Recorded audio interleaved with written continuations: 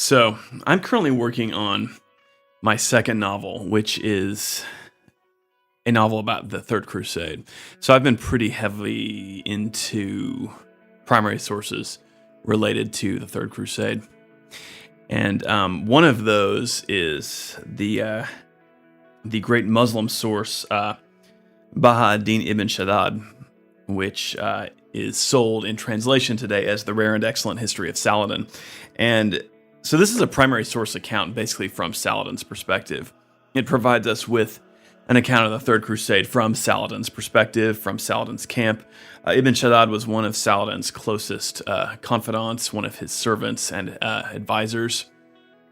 And he wrote this amazing biography of Saladin, which you can read today. So I want to read ibn-Shaddad's incredibly valuable and fascinating account of the Battle of Arsuf. It is riveting, and it is one of historians' most important tools in understanding the Battle of Arsuf. So let's take a look at what ibn-Shaddad has to say. Account of the Battle of Arsuf, which wounded Muslim hearts. When it was Saturday, September 7, the Sultan was informed that the enemy had moved out towards Arsuf. He rode out and drew up his divisions for battle, with every intention of bringing the enemy to a pitched battle that day. He sent forward a picked body of skirmishers from each division. The enemy marched on until they were close to the woods and plantations of Arsuf. The skirmishers loosed their arrows against them, and then the divisions pressed them close from every direction. The Sultan made them engage closely, but held some back in reserve. The enemy were tightly beset, and the fighting was fierce and blazed into flame on both sides. Amongst the enemy, there were dead and wounded, and they quickened their march in the hope of reaching the site where they could camp. Their situation became serious, and the noose about them tightened, while the Sultan was moving between the left wing and the right wing, urging the men on in the jihad. Several times I encountered him, when he was attended by only 2 pages, with 2 spare mounts, and that was all. I met his brother in a similar state, while the arrows were flying past them both. The enemy's situation worsened still more, and the Muslims thought they had them in their power. Eventually, the first detachments of their infantry reached the plantations of Arsuf. Then their cavalry massed together and agreed on a charge, as they feared for their people and thought that only a charge would save them. I saw them grouped together in the middle of the foot soldiers. They took their lances and gave a shout as one man. The infantry opened gaps for them, and they charged in unison along their whole line. One group charged out our right wing, another our left, and the third our center. Our men gave way before them. It happened that I was in the center, which took to wholesale flight. My intention was to join the left wing, since it was nearer to me. I reached it after it had been broken utterly, so I thought to join the right wing. But then I saw that it had fled more calamitously than all the rest.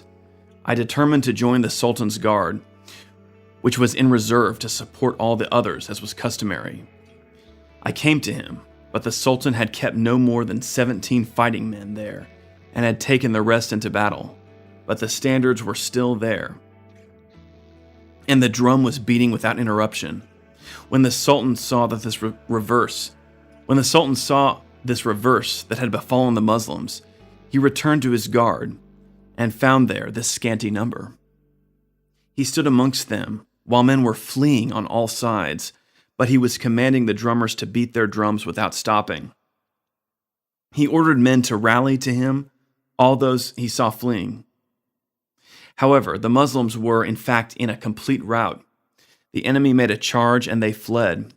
But then the enemy halted for fear of an ambush, so our men halted and made some resistance.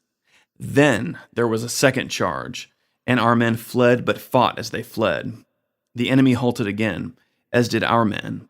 A third charge followed, which brought them to the tops of some hillocks, there and a ridge of hills.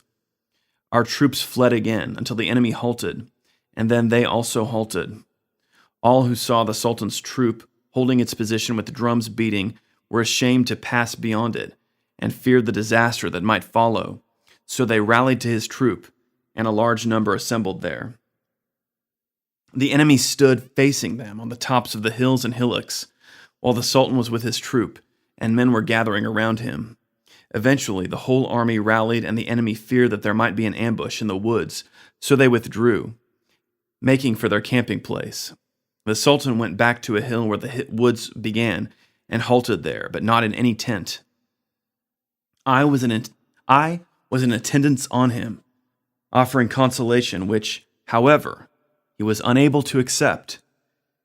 He was protected from the sun by a kerchief, and we asked him to take some food. Something light was brought to him, from which he took only a little. The troops sent their horses to be watered, for the source of water was far away. He sat waiting for people to return from watering their mounts, while the wounded were brought before him, and he was giving orders for them to be treated and carried away. That day, many foot soldiers were killed, and a lot on both sides were wounded. Among those who stood firm were Al-Adil and Al-Afdal, the Sultan's son, who was shaken by this day. A boil that was on his face burst, and much blood flowed over his face, but he was steadfast and confident of his future reward through all of this. The troops of Mosul with their commander, Ala al-Din, stood firm this day, and the Sultan thanked him for that. Our men inquired after one another, and many of the army were found to have met a martyr's death. Notable among them were the emir of the Hunt Musak, who was a brave and well-known man, Kaimaz al-Adili, and Buzgush, brave men of note. The Sultan grieved for the latter. Many men and horses were wounded, and the enemy had many killed. One was captured and brought before the Sultan, who ordered his head to be cut off. 4 horses were taken from them. The Sultan had ordered the baggage train to go to Al-Awaja, and had said that our camp would be there. I asked for leave to go on before him to our camp. He sat waiting for the troops to be assembled, and for any news of the enemy that might come in. The enemy had, in fact, already camped at Arsuf, to the south of it. Okay, so a really gripping account from ibn-Shaddad. I always love these primary source accounts that are not only eyewitness accounts, but like the eyewitness was in the thick of the action. Ibn-Shaddad was with the army. He was close to Saladin while all this was going on. The part where he talks about how he tried to rally to different parts of the army, only to find that it was completely swept away, is really interesting. It just shows what a devastating defeat this was for Saladin's troops. You know, Ibn-Shaddad says he tries to go to the center, and they're already, in complete rout and collapsed. He tries to go to the left, they're collapsed. He tries to go to the right, they're dispersed and being slaughtered. I mean, it's just, the Battle of Arsuf was a really astounding victory for the Crusaders, and it was a crushing defeat for Saladin and his troops. Saladin's entire army wasn't destroyed. As we notice at the end, he is able to rally a fair number of troops at a site of retreat once they've been able to retreat from the attacking Crusaders, but a huge number of Saladin's troops were destroyed, were killed, thousands, and the Crusaders lost very few. It's kind of noteworthy. Ibn-Shaddad mentions one Crusader who was captured and Saladin had his head cut off. I mean, that's pretty scanty in terms of prisoners.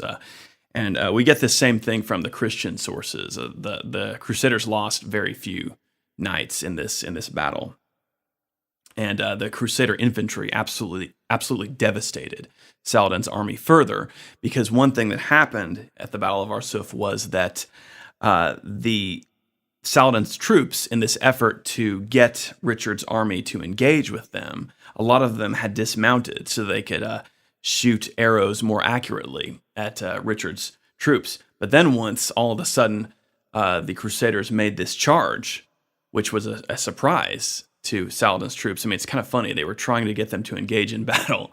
And then once they did, it kind of caught them off guard because they were so used to the Crusaders just marching in this very solid formation and refusing battle with the purpose of maintaining the army as it moved down the coast. But once the Crusaders actually did charge, a lot of Saladin's army was caught very off guard. They were literally caught off their horses, and so they were just smashed by the cavalry. And those who survived, of course, the infantry came up behind the Crusader cavalry and just, stabbed anybody who was wounded or trying to flee, just butchered, what was left of Saladin's troops after they'd been mowed down by the Crusader cavalry. So a lot of casualties for Saladin's side that day.